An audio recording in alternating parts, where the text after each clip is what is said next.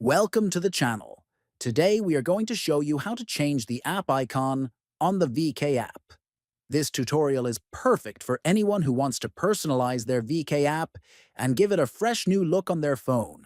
First, open the VK app on your phone. Next, look at the bottom right and tap on the three-line menu. Then, in the top right, tap on the three dots to reveal more options. From the menu that appears, select Settings. Once you are in the Settings section, select Account. Here, you will see the in-app icon option. You will be presented with several different app icon designs to choose from. Next, browse through the available icons and select the one you like the most.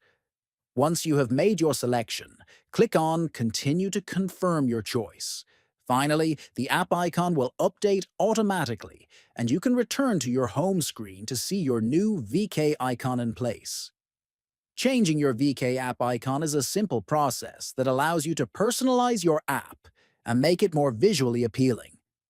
Don't forget to subscribe to the channel, like this video, and share it with friends who might find it helpful.